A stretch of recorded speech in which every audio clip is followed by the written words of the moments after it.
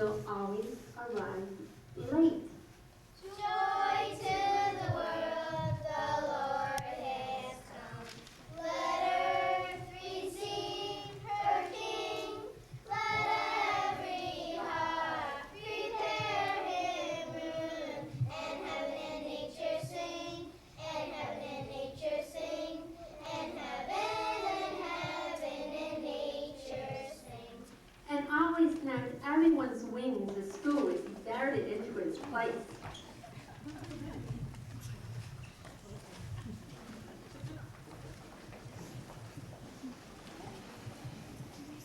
Although these flaws in behavior might have been overlooked, the general appearance of the littlest angel was even more disreputable than his deportment.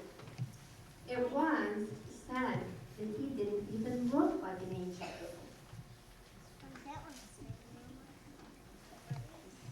And they were quite correct. He didn't.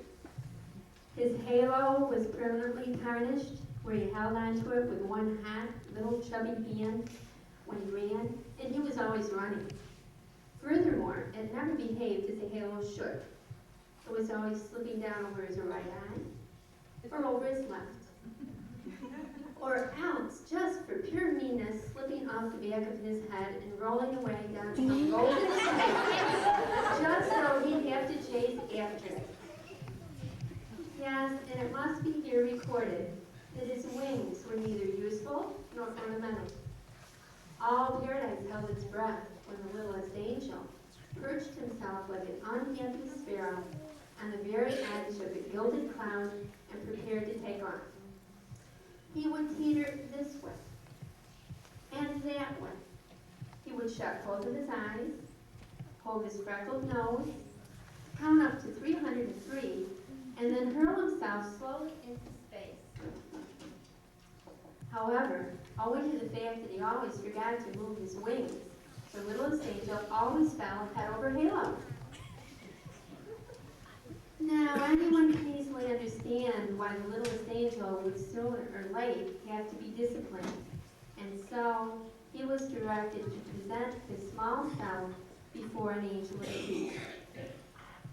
The littlest angel combed his hair, dusted his wings, and then an almost clean garment, and then with a heavy heart trudged his way to the place of judgment.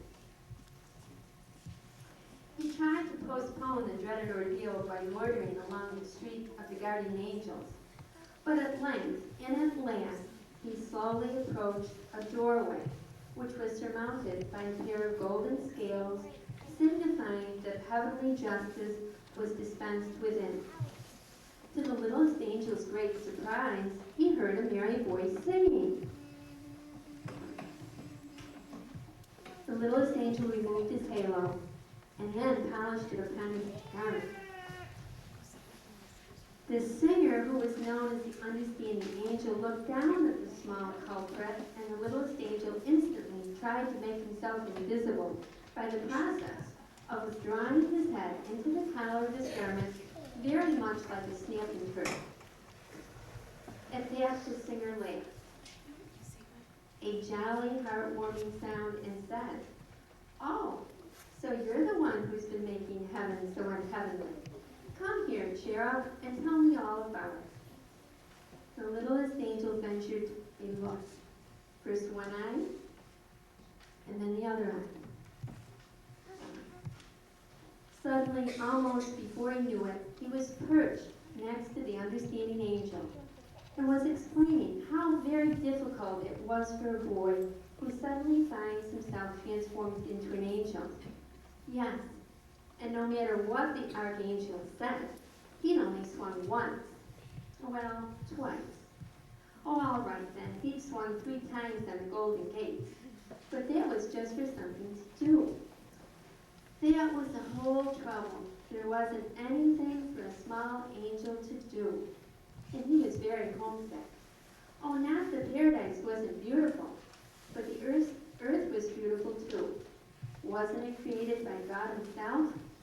Why, there were trees to climb, and brooks to fish, and caves to swim swimming hole and sun, and rain, and darkened dawn, and thick brown dust so soft and warm beneath your feet.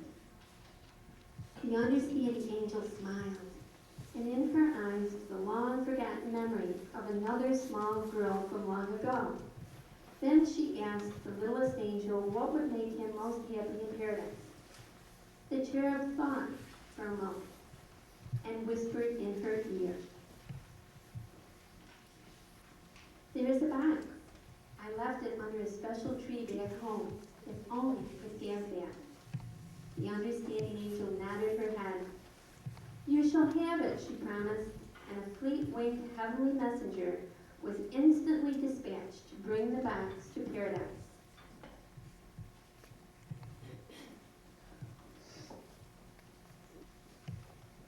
And then, in all those timeless days that followed, everyone wondered at the great change in the littlest angel. For among all the cherubs in God's kingdom, he was the most happy. Then it came to pass that Jesus, the Son of God, was to be born of Mary of Bethlehem of Judea. All the angels rejoiced, and their voices were lifted to herald the miracle of miracles, the coming of the Christ child. The angels put aside their usual task to prepare the gifts for the blessed infant. All but the littlest angel. He sat himself down on the topmost step of the golden stairs and anxiously waited for inspiration. What could he give that would be most acceptable to the Son of God? The time of the miracle was very close at hand when the littlest angel at last decided on his gift. Then on that day of days, he proudly brought it from its hiding place behind a cloud, and humbly, with downcast eyes, placed it before the throne of God. It was only a small, rough, unsightly box, but inside were all those wonderful things that even a child of God would treasure.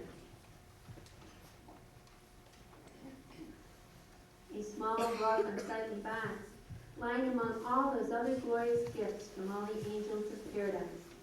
And when the littlest angel saw this, he suddenly knew that his gift to God's child was shabby. It was ugly. It was worthless.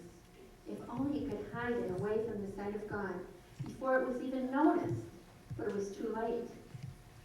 The hand of God moved slowly over that bright array of shining gifts, then paused, then dropped, and then came to rest on the lowly gift of the littlest angel.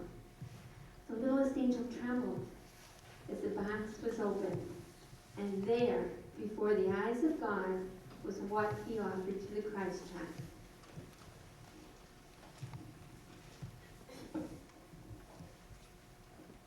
And what was this gift to God for the blessed infant? Well, there was a butterfly with golden wings captured one bright summer day on the hills above Jerusalem, and a sky blue egg from a bird's nest in the olive trees that stood next to his mother's kitchen door. Yes, and 2 white stones found on a muddy riverbank where he and his friends had played like small brown beavers. And at the bottom of the box, a limp, tooth-marked leather strap, once worn as a collar by his mongrel dog, who had died as he had lived in absolute love and infinite devotion. The littlest angel wept hot, bitter tears, for now he knew that instead of honoring the Son of God, he had been most blasphemous. Why had he ever thought the box was so wonderful? Why had he dreamed that such utterly useless things would be loved by the blessed infant? In frantic terror, he turned to run and hide from the divine wrath of the Heavenly Father. But he stumbled and fell, and with a horrified wail and clatter of halo, rolled into a ball of misery at the very foot of the heavenly throne. There was a dreadful silence in the celestial city, a silence complete and undisturbed, save for the heartbroken sobbing of the littlest angel. Then suddenly, the voice of God, like divine music, rose and swelled through paradise. And the voice of God spoke, saying, gifts of all the angels, I find that this small box pleases me the most. Its contents are of the earth and of men, and my son is born to be king of both. These are the things my son too will know and love and cherish, and then regretful will leave behind him when his task is done. I accept this gift in the name of the child Jesus born of Mary this night in Bethlehem. There was a breathless pause, and then the rough, unsightly bun of the littlest angel began to glow with a bright light. Then the light became a flame, and the flame became a radiant brilliance that blinded the eyes of all the angels. None but the littlest angel saw it rise from its place before the throne of God, and he and only he watched it arch to stand and shine its clear white beckoning light over a stable where a child was born. There it shone on that night of miracles, and its light was reflected down the centuries deep in the heart of all mankind. Yet earthly eyes, blinded too by its splendor, could never know that the lowly gift of the littlest angel was what all men would call forever the shining star of Bethlehem.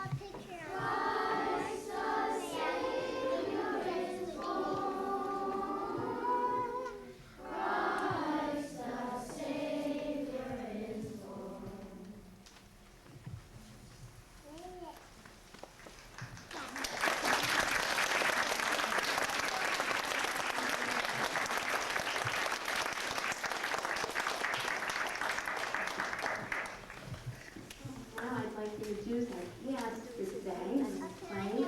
The littlest angel, our gatekeeper, Jack Nolan.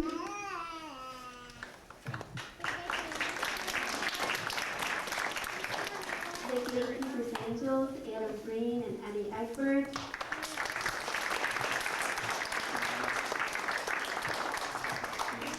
The Heavenly Choir, Christy Calacino. Magdalena, Erica Gann, Becky Smith, Jennifer Aranas, Michael Obert, Sharon Tangi, Katie Katie All, Alex Ball, Todd Siren, and our very special tree, Lauren Chrysler,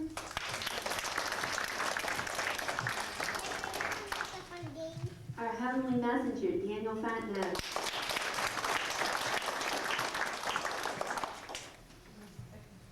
the understanding angel, Beth Hannon,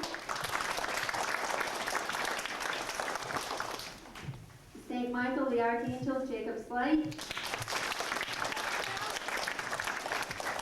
the voice of God, William Dean,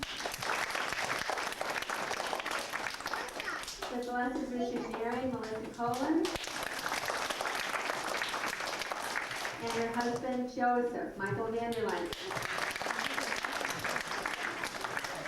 The Star of Bethlehem, Kyle Wyjam. And our littlest angel, Jimmy Mooney.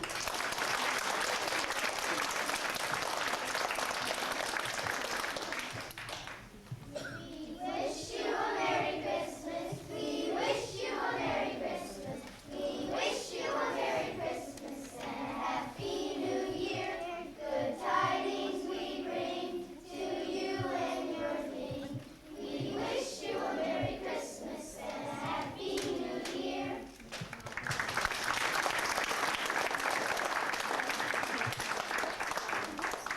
Thank you very much for joining us here in Heaven for our play. We very much appreciate it.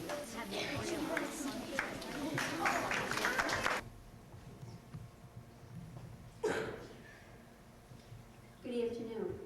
Welcome to Heaven, the third grade play, The Littlest Angel. Once upon a time, oh many, many years ago, as time is calculated by men, but which is only yesterday in the celestial calendar of heaven, there was in paradise a most miserable, thoroughly unhappy, and utterly dejected cherub, who was known throughout heaven as the littlest angel. He was exactly 4 years, 6 months, 5 days, 7 hours, and 42 minutes of age when he presented himself to the gatekeeper and waited for admittance to the glorious kingdom of God. Standing defiantly, he tried to pretend that he wasn't at all impressed by such splendor, and that he wasn't at all afraid. But his lower lip trembled, and a tear disgraced him by making a new furrow down his already tear-streaked face, coming to a halt at the very tip of his small freckled nose. But that wasn't all. While the kindly gatekeeper was entering the name in his great book, the littlest angel, having left home as usual without a handkerchief, endeavored to hide the telltale evidence by snuffing. A most angelic sound, which so unnerved the good gatekeeper that he did something he had never done before in all eternity. He blotted the page. From that moment on, the heavenly peace was never quite the same. The littlest angel sang off-key at the singing praises of the heavenly choir, spoiling its irrepressible effect, and being so small that it seemed to take him just twice as long as anyone else to get to nightly prayers, the littlest angel always arrived late. Joy to the world, the Lord has come. Let earth receive her King. Let every heart prepare him room. And heaven and nature sing. And heaven and nature sing. And heaven and nature sing. And always knocked everyone's wings askew as he darted into his place.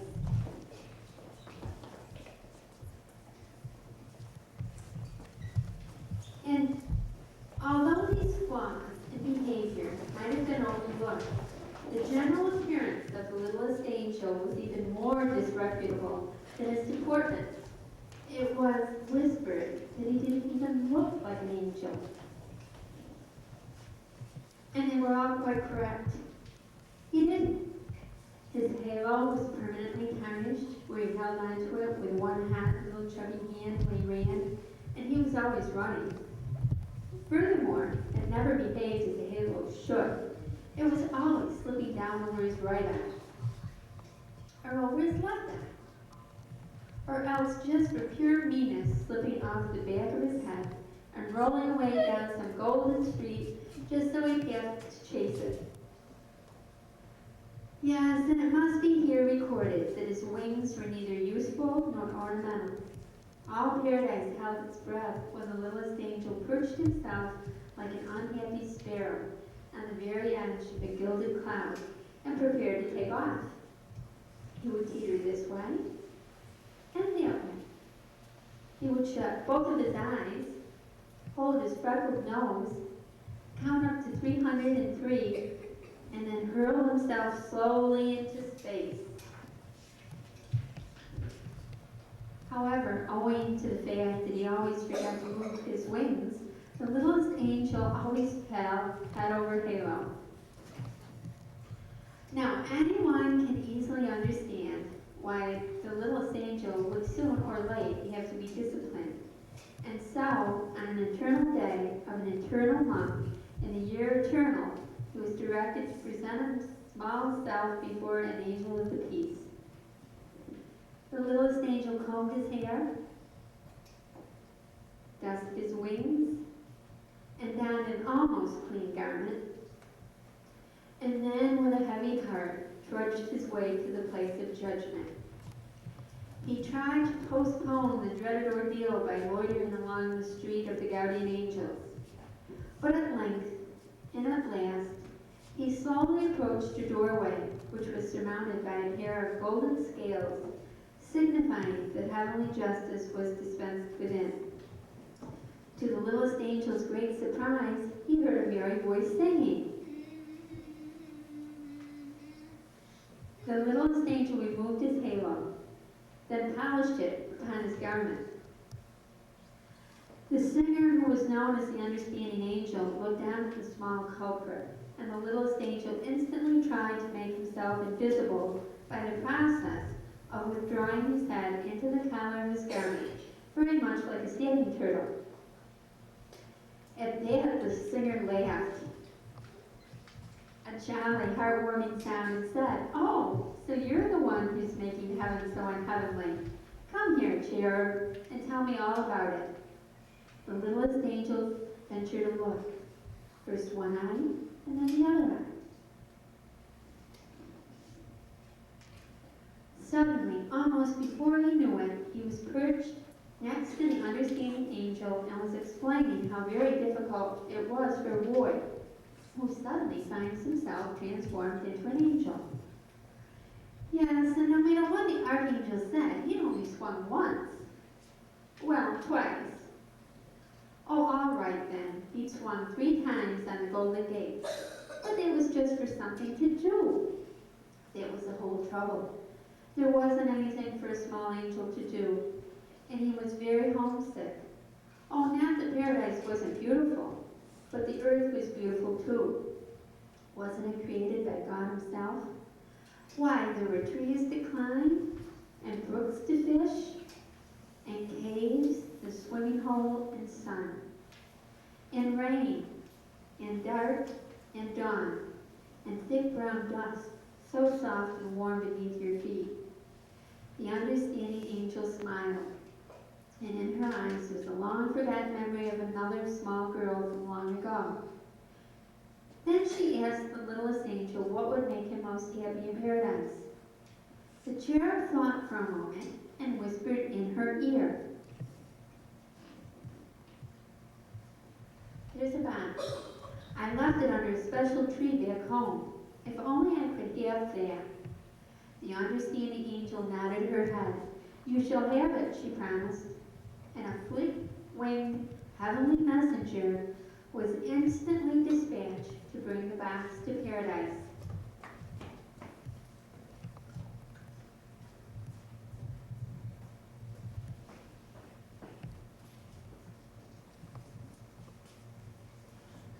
And then, in all those timeless days that followed, every brethren wondered at the great change in the littlest angel.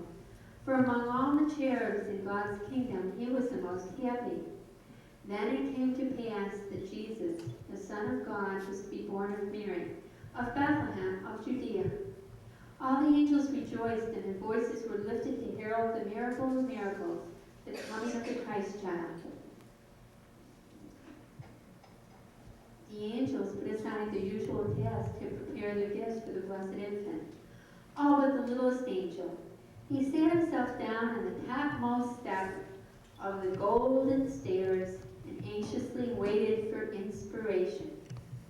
What could he give that would be most acceptable to the Son of God? The time of the miracle was very close at hand when the littlest angel at last decided on his gift.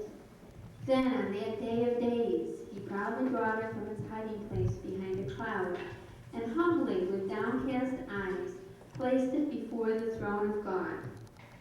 It was only a small, rough, unsightly box, but inside were all those wonderful things that even a child of God would treasure.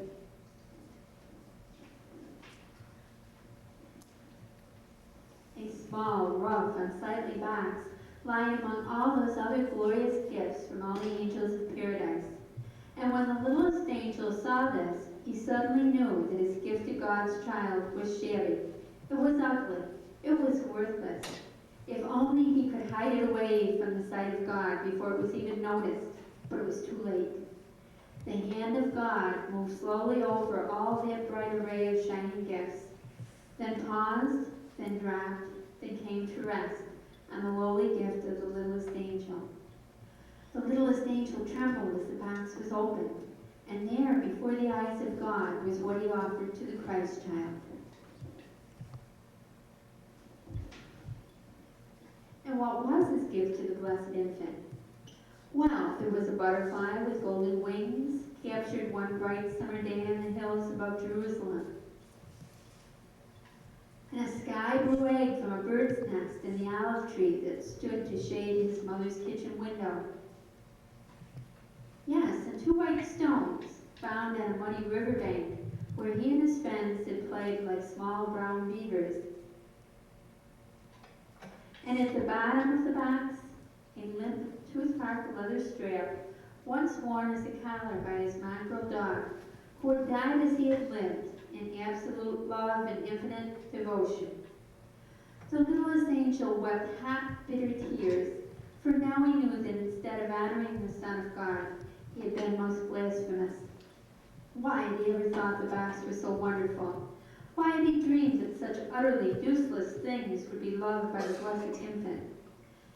In frantic terror, he turned to run and hide from the divine wrath of the Heavenly Father, but he stumbled and fell, and with a horrified wail and glitter of halo, rolled in a ball of misery to the very foot of the heavenly throne. There was a dreadful silence in the celestial city, a silence complete and undisturbed, save for the heart-broken sobbing of the littlest angel. Then suddenly the voice of God, like divine music, rose and swelled through paradise.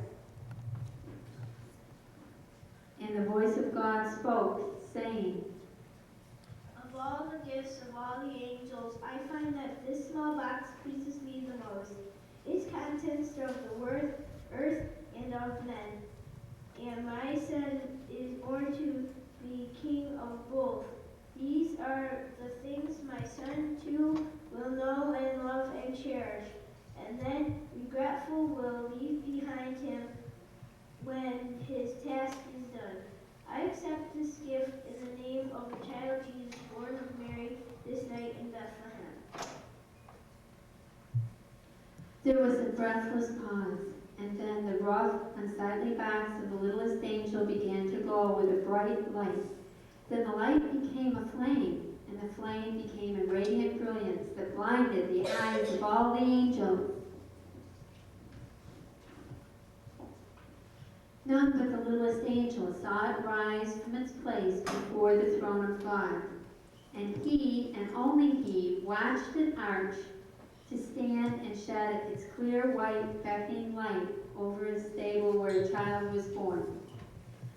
There it shone on that night of miracles, and its light was reflected down the centuries deep in the heart of all mankind.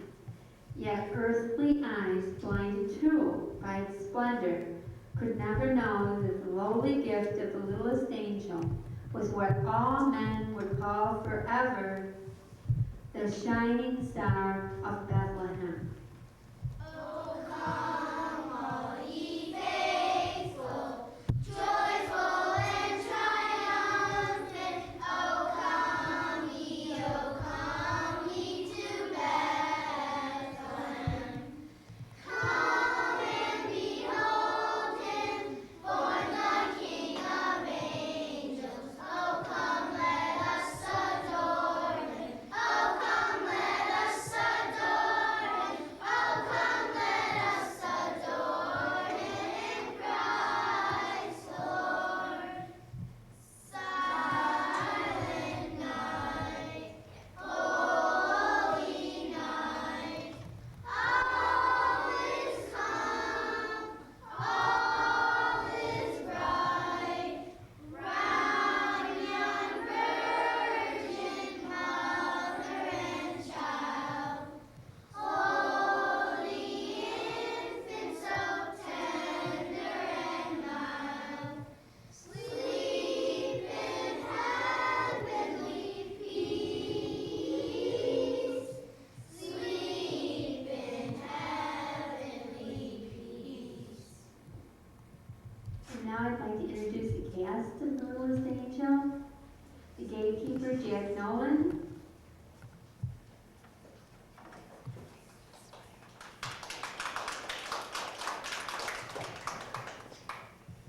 The gatekeeper's angels, Adam Breen and Eddie Edinburgh.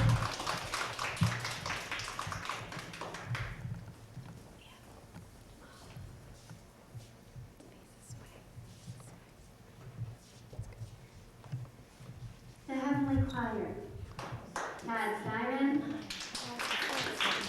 Eddie All, Erica Van, Jennifer Harana, Chrissy Palestino, Megan Arena, Alex Ball, Becky Smith, Michael Oberg, Darren Hanchey, and our very special tree, Lauren Chrysler, our Heavenly Messenger, Daniel Fentnan, our Understanding Angel, Beth Cannon,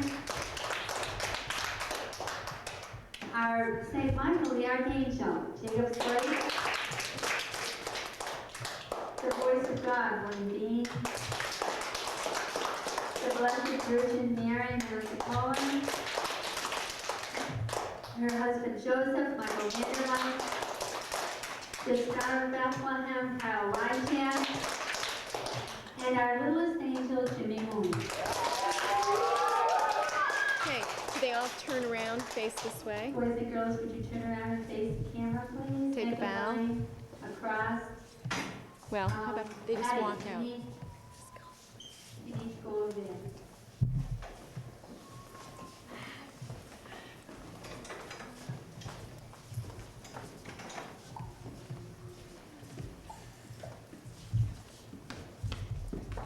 You gonna sing? We wish you a Merry Christmas.